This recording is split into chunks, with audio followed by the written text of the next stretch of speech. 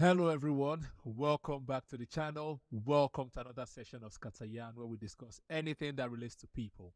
I'm your guy, Toves. In this episode, we're going to be discussing gambling, what to gamble, and what not to gamble. Is there a right way to gamble or a wrong way to gamble? And joining me to Scatteryan are my guys. Please welcome back Mr. Ade. How are you doing, sir? I'm very well, thank you. How are you, Toast? I'm doing okay as well. Thank you very much for asking. And Johnny Boy, how are you doing? I'm lovely. Thank you for having me. How you doing, Mr. Toves? I'm very okay as well. Thank you. Thank you for coming and thank you for making time for us. And Mr. Traveler, I'm sure you've been away in the last couple of weeks. How are you doing? Very well, thank you. Maybe by the time the episode is out, would have definitely been away somewhere. But yes, so far so good. Very well, doing fine. Lovely weekend. So it's gonna be good conversation today. Thank you very much. So let's go straight into it. But before we do it, let me ask you a quick question. And to everyone that is watching as well, what is the game that you like to gamble on? Okay, that's if you do gamble. And if you don't gamble, if you were to gamble, what will be a game that you would like to gamble on? So for me, I don't gamble because I'm not good at it. But if I was to gamble on anything, right now I'll probably be on gymnastics. Just because you know that the people that have been doing it before are more likely to win again. Yeah, it's not always the case, but there's a likelihood of it. So it will be gymnastics. What about you, Johnny Boy? If you were to gamble, what would you gamble on? So I also don't gamble, and I'm not a fan of gambling. But if I'm to gamble, I always believe that you should gamble on something you have control over. So gambling is something that you determine the result of the outcome of the sport or whatever you're trying to play. So I'll gamble on I play soccer, right? Or football. So I'm going to gamble on myself. If I'm probably going one on one against somebody, I'm going to gamble on that because I'm playing all like tennis, like another thing I could gamble on is ping pong, table tennis, Yeah. because I'm involved, right? If I lose, I know I lost myself. So I'm betting. Basically, I'm betting on gambling on myself. So that's the only way I can gamble. But Good not thing, gambling on somebody else. No way. good thing you're not a professional footballer, otherwise you get an 8-month ban like Ivan Tony or Thank God I'm not. like Zaniolo. But yeah, It even happened in NBA right now. They're having cases of that. Now there's a guy they gave a lifetime ban for that. wow, wow. Yeah. Well, Morris, yeah, what would you like to gamble on if you're a gambler? Yes, same. I was just gonna say the exact same thing. You shouldn't be gambling on things that you don't have any control over. So I'm not going to gamble on something that is circumstantial or will be affected by forces that are totally out of my control. So if I was to gamble on any games, it would be a game that I play. So I don't know. I would say maybe Scrabble. I think I'm quite good at Scrabble, so I'll go with Scrabble. Right, fair enough. And Ade? Well, I noticed when you asked Johnny Boy, you say, what will he gamble on? You didn't specify whether it was game or not. So I'll gamble on the only thing I'm entirely sure of, which is tomorrow. So I'm gambling that tomorrow is not going to show up. That's my gamble. I'm going to win either way. If I die, I'll still win. If I'm alive, well, the tomorrow is still not coming. So I've won. All right. What do you That's mean a by good tomorrow one. is not coming? Because I'm betting that I've put 2 calories that tomorrow is not coming. When I sleep, wake up the next day. Tomorrow has still not come. It'll still one Yeah. day. Oh It'll yeah, always I can be one understand day now. away. Yeah, I didn't understand that, but yeah, fair So enough. That's, so I'm in my wisdom bag. yeah, yeah. Okay.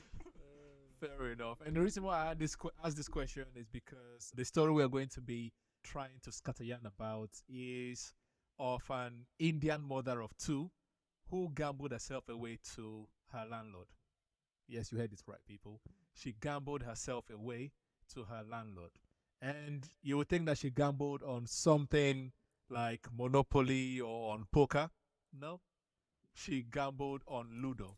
That's her favorite game of choice. So the dice game, double six, 2 6. That's what she gambled on. Now picture this. Her husband is toiling away in a distant city and sending money home, and basically sending money home so that she can take care of their two children. But the wife sips her chai, and then rolls the dice with her landlord. At some point, she lost all the money that the husband is sending. After losing all the money, she decided to gamble herself away to the landlord. That if the landlord wins, she's just going to leave her husband and come and stay with him. And your guess is as good as mine. She lost again, and she has to leave her two children to go ahead and live with the landlord. Okay, so which means that her husband now had to give up his job to come back to his hometown to try to take care of the children because now his wife is with the landlord. So to this, I just want an initial reaction, guys. What do you think about this So, story? wait, just a quick one. Yeah. How long is she going to be with the landlord for? That's my first question. Is he indefinitely or temporarily or what? Well, The 5 year the news story does agreement, not 3 years say, agreement. but the guy had to go to the police to write a petition. So I'm guessing it's going to be for a very long period of time that the husband is not happy with to the point where he had to go report to the police. Okay, interesting. Yeah. So what's your point of view of this? A wife gambling herself away to the landlord on Ludo, of all games, Ludo. Okay, and she said she's not coming back because she wants to fulfill her debt. Our obligations, yes, yes. Clearly, they were rolling more than just dice during these Ludo games. Very, very, very true. That's what my instincts tell me. Because never seen someone so determined to be honest and fulfill a bet. Yeah, so mm, yeah, But what do you expect? You leave your loved one miles away, you send them money, you are not there for the other needs. They will find someone to play with. Yeah. Right. Yeah. So basically, you're suggesting, or you think she's not just playing Ludo, she's also playing something else. Yeah. Right. She's playing Love Triangle. Fair enough. So my first question to the panel is: do you think that this is a gambling addiction, or do you think it's a form of escapism for the lady? Maybe she doesn't want to deal with her reality that she's alone by herself, taking care of children, and she just wants to play that Ludo as a form of escapism. And the whole betting thing came up. What do you think? Because I think basically it could be. escapism in terms of her marital dissatisfaction because her husband is never around. So once she wanted to do something to distract herself, and the landlord maybe is the only male in our vicinity that was available, and then she was playing the Ludo, and maybe things escalated from there. I Or do you think just think she just had a gambling addiction? it's hard to think it's an an addiction. The reason I say so is I don't know if such a bet, because they will obviously had a bet, so she's gambling on herself versus something else, right? So Mm-hmm. what's the other thing that she's gambling to win? And is that binding? Because she could have easily just said, especially when there is no official contract, you know, she can easily just say, okay, I lost and let me stay with my family, yeah, or we can find another way to make this up. But the fact that you are basically taking it upon yourself to be the enforcer of a gamble or a bet like this leads me to think that it's leaning more towards the escapism, because you have two kids, for crying out loud. So it's, but it's possible that she might still see them because it's a landlord, so they probably live in the same Yeah, it's sort of obviously like they live in apartment. the same building. It's a landlord, yeah. Yeah, so maybe Yeah. she feels like, yes, I can still perform my duties as a mother to my children, and but I just owe it up to myself, out of the goodness of my heart, out of my And self-discipline, to make sure integrity. that, yes, I uphold my integrity to, let this, bet actually work out the way it went out. But yeah, so, but let's just keep it that way. Let's just assume that she's doing it out of the integrity of her. Yes, but yeah. Yeah, fair enough. I know you had a cheeky smile there when he was talking about the integrity and our loyalty. Yeah. Yeah. It's not only integrity she's upholding. She's upholding other things in the landlord's house. Please, I've played lottery before. I've not said, "Oh wow, I enjoyed this lottery so much. I'm going to go and sleep in the corner shop." Mm, No, it's not happening to me. So I don't know what kind of Stockholm syndrome this one is. Mm, I think she just wants an adventure. So the escapism, I think I'll take that. She just wants an adventure. right. So piggybacking on what Adea said, Johnny, do you think this is cheating, or do you think this is a bad gambling addiction? I would say she's trying to fill a hole because from my small Literally. research I've done and maybe small readings I've had, I think people get into gambling to like fill up a gap. Probably she's trying to, like you said, maybe her husband being away, so she's trying to fill up her time, trying to keep herself busy, and then she fell into gambling, took over that, so she started gambling. But my issue now is how does somebody gamble themselves? Because I've never heard of that before, where you gamble yourself as the people gamble money or they gamble like possessions, but not gambling themselves. So that tells me that okay, it's way more than gambling. And then you don't want to like, and then you say, oh no, no, you must fulfill your bets. Your husband is probably even ready to actually probably pay your fine or something. Because usually, if that's the case, you might say, okay, fine, how much do you want? And let's just pay oh, you. is the husband ready to pay the fine? I don't know. No, there's no fine now because she's Exactly. basically bet So herself away. So there's no fine. this one is it's very strange because normally you would expect that okay, yes, you've been losing so which is why I'm leaning it's a bit confusing. Hear me out. Because if you've lost and you've lost and you keep losing to the same person, now there's so many layers to this, but let's take it from the first layer. I know that with addition, what most gambling addicts do is to try and chase a loss with another gamble. So essentially, they would gamble and then they would try and chase that loss with another one. So maybe that's what Yeah. she's doing, and she feels like if I bet myself, then I would have to I'll give take it in more my seriously and best. I'll win. Exactly. I'll give in my best. I'll take it more serious, and then I would most likely come out successful. So well, that's one angle. But the other hand, is it just that because you've been losing, so there's no evidence to suggest that you're likely to win anyway, which is also another Yeah. issue. So that is even leaning towards the fact that we know that there's not a lot of logic involved when it comes to gambling because, like we said, it's an addiction. So if it's an addiction, the chances are you would be blinded by that desire to win. So in that case, yes, I could say, yeah, maybe she was actually, but it takes so much more to give up on, your duties as Addiction. a wife, Yeah. as a partner, as a mother, and then unless you actually enjoy the company of the person you're gambling with, because don't forget they do this all the time. They probably get to see each other often. So maybe she really, really enjoys the person's company and she really, really enjoys this person's company. So maybe that's why. So I don't know. Fair enough. If we had to look at it from the husband's point of view, who is slaving away, toiling away, trying to do his best to provide for his family, how how should the guy feel? I think if I was in his situation, I'll be so disappointed. Like all my hard work, I'm saving this for you to take care of yourself and take care of your children, doing my obligation, my husbandly role, my societal duty. I'm doing everything, and they're just there gambling all my money away. Let's not even go into the landlord's situation right now, but just gambling yourself away, like that might be a big conundrum for me. But how would you feel in this situation? I'll go with Ade. Hopefully, I'll never find myself in this situation. But Touch wood.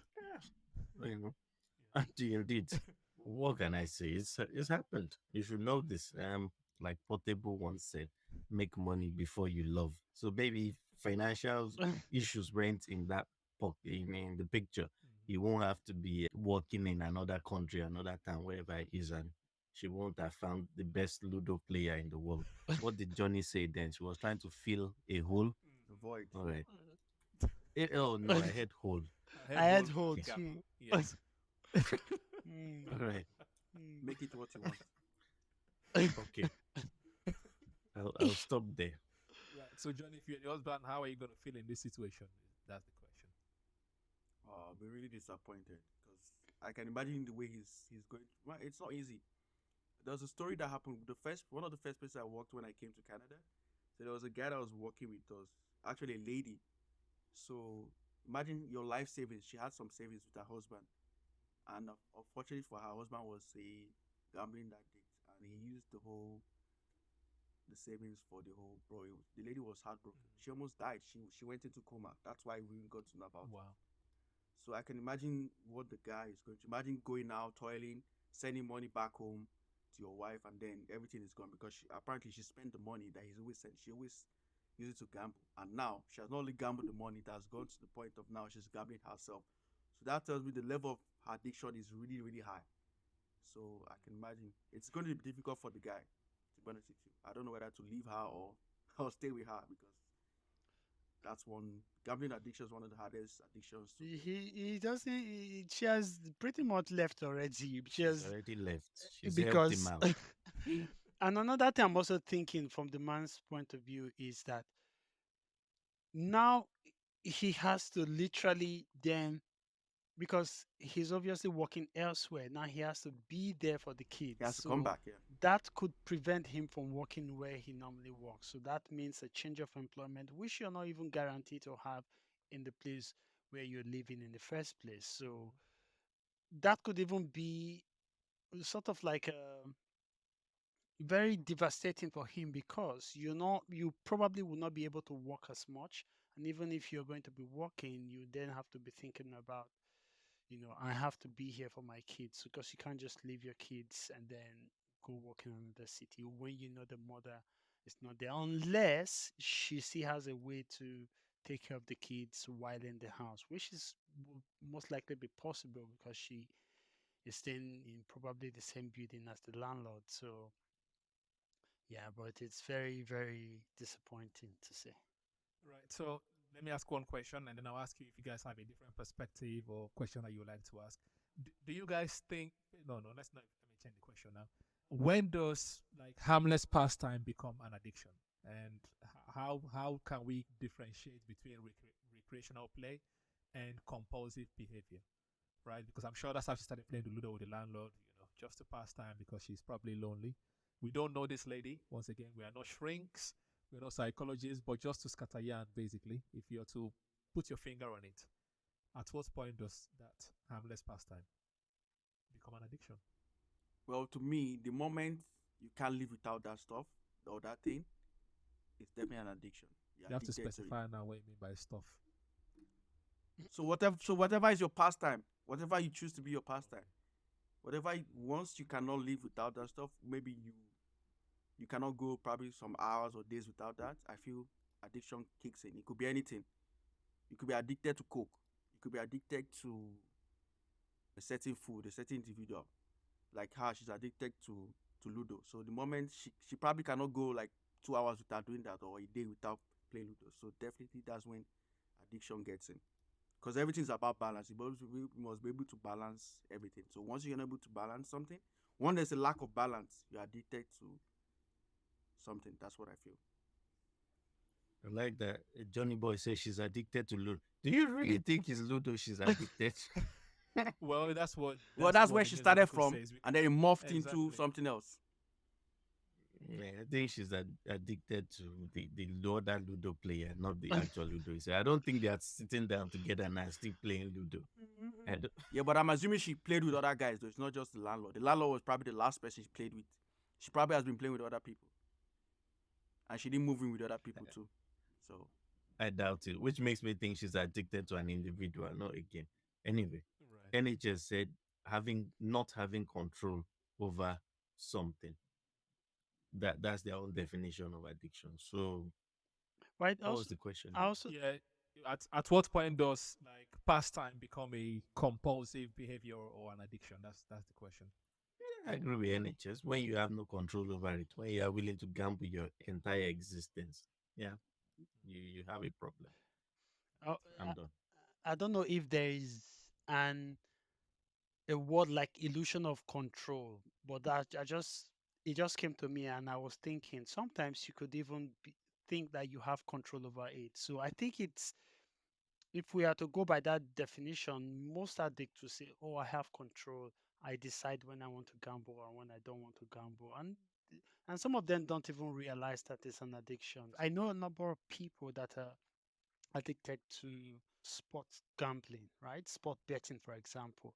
And no matter how much you tell them that it's pointless, why are you can't honestly think you're going to make a living out of this. But they will tell you, oh no, it's just fun. Some will even tell you I don't gamble what I'm not comfortable to lose. But that's where it starts from. It's not really a problem. But the moment I think you start to notice such tendencies is where the problem really starts. So it's all about being present at all times and start to spot these little changes. Is this action, whether it's game or whatever it is it taking too much of my time? Because I remember I too have had my fair share of wins and losses with gambling. I think the day I actually decided that no, gambling is a no for me.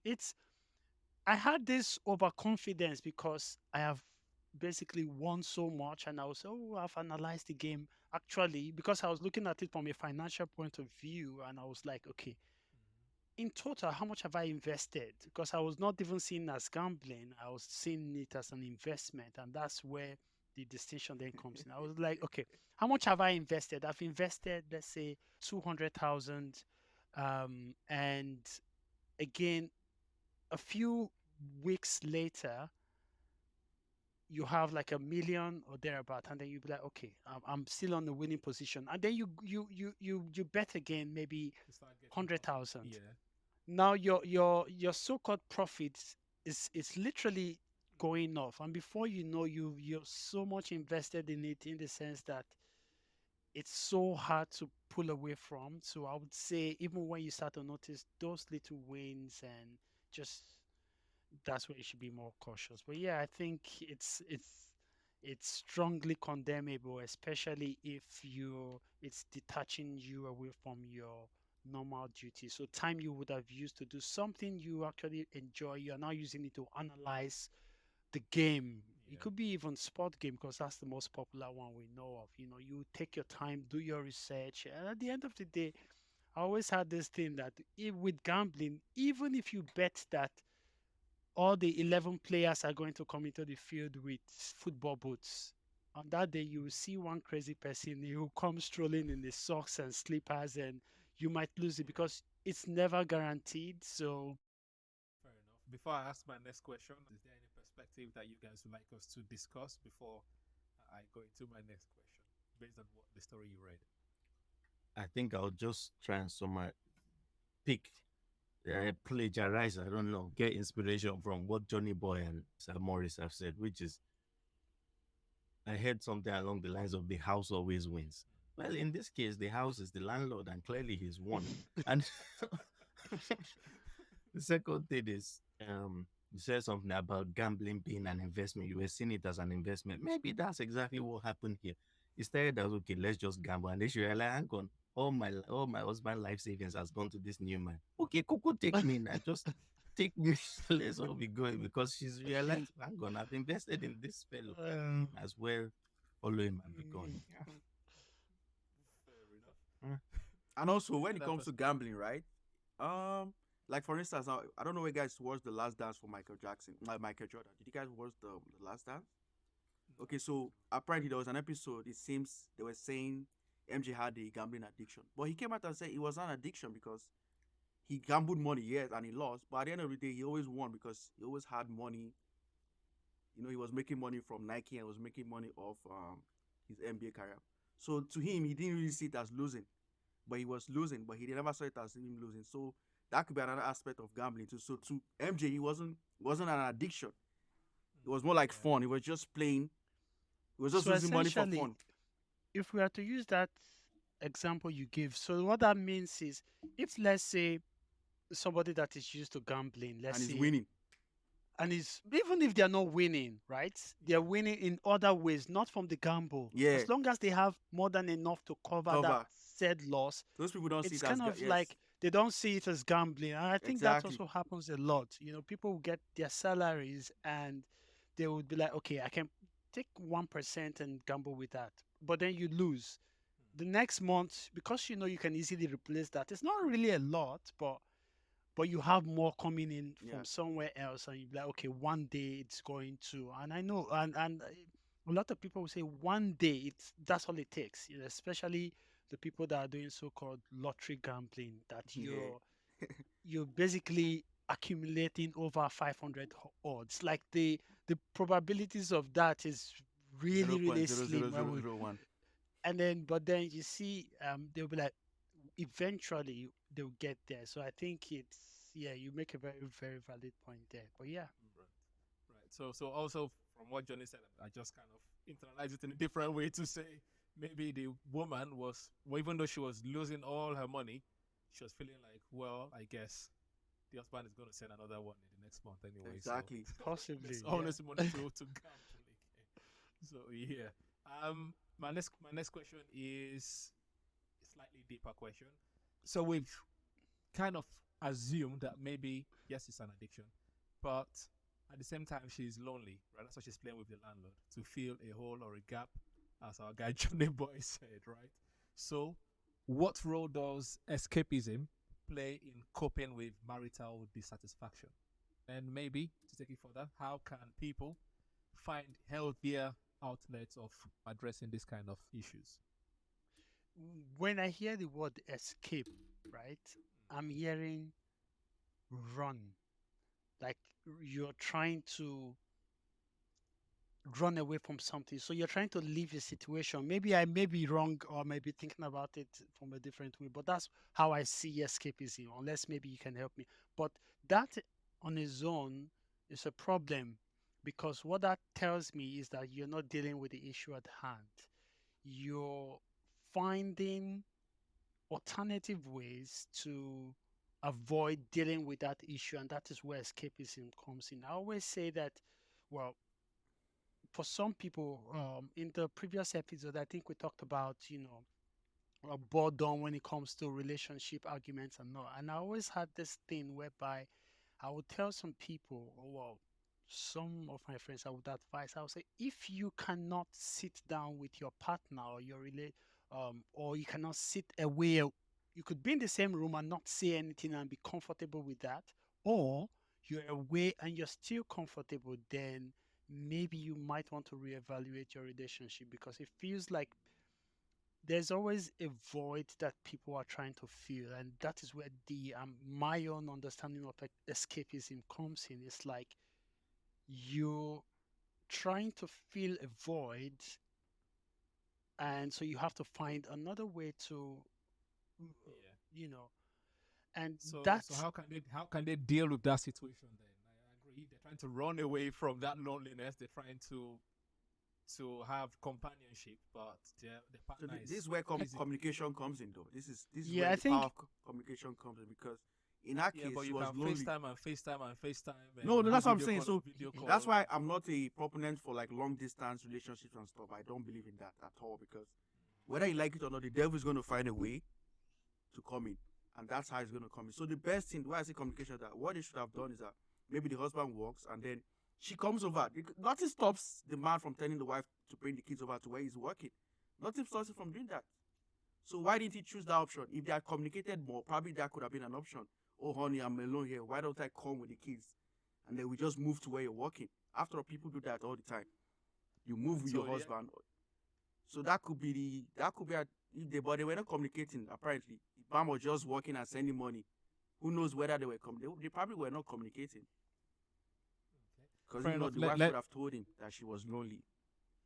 yeah. Or Thank they you have for poor raising that communication point. skills. Thank you for raising that point, because now I'm going to switch it now to gender and societal question, right? Because I would like to think that the man is doing what he thinks he should be doing as the husband or the breadwinner of the family, right? He has gone to a city I'm going to assume if he's working in a city sending money home, it means that the wife is living in a rural area and maybe he cannot afford um, to bring them to the city. So he send money home. You guys do what you have to do. Maybe you do your own gender role as the housewife and take care of the children. I'm going to send, don't worry about money. I'm going to work hard. You all you have to do is just take care of the family, raise the children to be good people, right? And then this is what is happening now. So, do you think that gender roles and societal norms of men being the breadwinner in certain societies has a role to play in creating this situation? Oh, just quickly, I was going to say that there's this saying, an idle mind is the devil's workshop. Exactly. She probably had too much time on her hand. I don't know, but I'm just guessing, right? So if we're talking about gender roles and the man is meant to be the breadwinner of the family and so on, I mean, but the times you spend on games, I don't know what their family situations are. I feel like could be used to do something more productive because you could possibly be working at that time. You could be learning something, developing your skills, or something that would actually contribute. So, yes, gender role might play a part here, but I think in this particular situation, I think if we're going by the stereotypical gender roles, then the man is doing what he's supposed to do. But again, as a woman, what you also, and as an individual in general, you have to challenge whatever stereotypes or norms that has been put out there. If someone tells you that the norms is something that you personally oppose to, then you should find a way to hold your grounds and if necessarily not just go with the norms just because that's what society expects or that's what um, males or females are meant to do. So I would say here everyone has to be accountable for their own actions. So this is no gender roles or gender bias thing. You as an individual, you're responsible for the decisions you make. So if you decide to go and gamble yourself, then you should own up to it, which I think the lady is doing pretty well to say, well, I'm going I to. lost, so I'm going to see this bet out. So, but yeah. Yeah, fair enough. And are they what I agree with what Murray said that the man was just trying to do, be that breadwinner. And yeah, the woman was trying to be the caretaker. But in doing that, maybe kids are at school, you have a gap of several hours to play with, and then play with someone. You know, that's what came out of it. right? So no societal role, no gender roles. It's just pastime type of thing. And no, it's because the gender roles and societal role is what brought about this scenario. So if it was the other way around, let's say she could have been the one in Dubai working hard on the construction site, while the man is there, also playing, Scrabble or playing, draft. playing Scrabble with the landlady. So it could have been, but it's less likely to Um, happen because of gender roles. Right. I'm going to Yeah. assume that Johnny, you agree with that perspective as well. I definitely agree with that for sure. Because, like you said, the man traveled for greener pastures, let's call it. So he's trying to provide for his family. But at the same time, the lady, she's supposed to be a helpmate, not an idle mate. So she's supposed to be working as well to help the man. Because, I but mean, yeah, go on. she would argue that she's doing what she has done, take care of the kids, cook, and take care of the home. But And apparently then she the wasn't rest, The she money wasn't is doing gone. that because she was spending the money and gambling, so she wasn't doing that. oh yeah. Oh well. The man thought she was doing that, but she wasn't. She was rather gambling with the money. So yeah, the society does play a role, big role. Right. So let's play a quick game then. Let's say you guys have been playing gambling with your landlord or landlady this time because you're all guys here. You've been gambling with your landlady and you've lost all your savings, all your money to the landlady. And now, end of the month, the landlady is demanding for her rent. What's your excuse for not paying your rent? Let's get creative, guys. I'm not saying what would you do. What would be your excuse for not paying the rent? It depends. Does the landlady have a hole that needs filling? That's that's the question here. Also, Um, Shebi, I've been gambling. Maurice says it's an investment. Ah, it depends. Eh, well, I think I might do like this lady did and offer my services perpetually. Fair Mm. enough. And then Morris. No, I think the landlady should know the reasons. It's quite obvious. I'll just tell her, just check your bank account or check your. You've won all the money. What more do you want from me? Yeah, So, but you still not. That is on the game. It's still not your obligation as a tenant. When you sign a contract, you pay every month. So it doesn't matter where you lost your money. She still wants her rent at the end of the month. So what would be your excuse for not paying? no excuse though. I'll tell her that if you want us to keep playing this game, then you have to give me more time so that we can gamble more and then because if because it's all about passing the blame onto her and say it's your fault. If I had won, I would have had money to pay, right? So, but because I did not win, there's not no money to pay you here. So, just give me some more time. In fact, let's gamble. Let's play. Let's play a game. If I win, I'll double the rent. If I lose, I don't have to pay rent for 2 months. So maybe that would work. I think you should contact NHS. I think Right. And then Johnny Boy, what would be your excuse for not paying? So are we assuming that you play with your you play games with your landlady? Are we Yes, assuming and that? you lost all the time, lost all your money, all your savings. And she's Damn. very aware, but she still wants her rent. That's a hard one. So basically, I mean, she knows why I lost my money, and I lost it to her. So my excuse is that she ate my money. She didn't allow me win her. So the money I was supposed to use to pay my rent is what I used to gamble. So if she can allow me win her, she'll get her rent. That would be my excuse. Allow for that. you win. But you're contractually obliged to pay your rent. Well, Yeah. like Morris said, I'm going to say, okay, fine. So let's come to an agreement. If we play, let's play one more time. If I lose, I'm going to triple the rent or double the rent. But if I win, you're going to cancel. I'm not owing you any rent I again. So I wouldn't be surprised that that's that's the what solution. happened with the lady and that man. Maybe like an all or nothing situation. Be like, okay, let's go all in. If I win this time, you give me back all the money I've been gambling, right? And then the man was like, and then if you lose, and then she was like, then you can have me. So that's probably how the conversation started. And so I don't know what are they saying about, the host That's that probably plays what happened. flogging, but probably what happened. Let's just leave it that way. Yeah. So my excuse would be, well, just wait for next month when my partner sends down that money, then I'll give you the rent.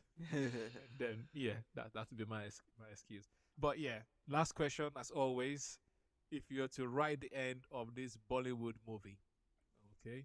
If you're to write the end, what would it be? I saw Ade drop his head, so I'm going to start with you then. How will you Gee. write this ending? why have you done this? My ending will be the landlord. Mm-hmm. The husband shows up and then gets into a Ludo competition with the landlord. Then yeah, they play a finale and maybe wins the wife back or something. Something. I've not really thought about it. I was in the mood of thinking when you called. Oh yeah. So we'll come back to you then. Whether you Mm. yeah, you're right. I know that's on that script. Morris, what would be your ending? My ending. I read from the story that the man went to report to the police, right? Yeah, I Yeah. think he Yeah. did. He made a report to the police. So the police comes in, um, arrest the landlord for kidnapping and then frees the wife and she returns to her family and they all live happily ever after and she stops gambling. Fantastic. And then Johnny. So mine will also be a happy ending. Mine will be that since a gambling like is a bet, and she has to redeem her bet. So mine will be like the lady and the landlord and the husband comes to an agreement whereby probably starts paying him a certain amount of money for whatever he believes she's worth, and then he pays that, and then the wife comes back and then she stops gambling. She goes into like a gambling addiction group or whatever they call it, and then she changes, and then they live happily ever. And the husband moves back to the city because he can't afford to go back to his former place. Because she would just go back to gambling again. Yeah. So That'll be my or ending. playing Ludo. Yeah. Exactly. So my ending is going to be that he comes back, sues her to court, and the court basically says she should pay double of the money that she's been gambling away. Damn. And obviously they get a divorce. He takes his kids, sole custody. The wife never see the children ever again, and then the landlord basically divorces her. Like the landlord says, "I'm done with you. You have no money to give me anymore. So leave my house." And she goes back to her village and lives as a farmer for the rest of her life. The end. So Okay, no, let's finish no, on a positive. no husband, no kids. Damn. No husband, no kids, no money, no landlord. I'm ready for my ending. My ending is need to finish on a high. The husband comes back. He hears what has happened. Turns out he's a Ludo, champion. That was one of his hidden skills. So he battles the landlord. He wins the wife back and all the money. Dramatic. And then the wife finally, because I still believe this, says, "Thanks for winning me back. Thanks for winning all the money. But I'm still going to stay with the landlord." And then he's like, "Oh, Damn. so it wasn't about the money there." So he says, "Okay," shrugs his shoulder. He takes the money, goes off, lives happily ever after with, whoever he finds. And then she stays with the landlord and they fill each other's holes. And end of the story. Fair enough. Yeah. So basically, guys, if in life's game, sometimes we have to roll the dice, right? And just be sure that you're not landing on heartbreak. That's what I'm going to say. All right. So the main takeaway is sometimes addressing your emotional needs and finding healthier coping mechanisms are essential to prevent destructive behavior. So basically, don't gamble your love away, don't gamble your heart away, don't gamble your savings away. Find a better way to cope with your loneliness. Find a better way to cope with, spending all your money and seeing it as investment. In quote. So this has been the Scatayan podcast. Thank you guys for your contributions as always. I really appreciate it. Thank you for giving us your time and your insight. Hopefully we can have this kind of conversation again in a future episode. And as always, make sure you hit the like button. Subscribe if you're yet to do so or if you're new. Until the next episode, remain safe, stay away from gambling, and use your brain. Let's see you fun.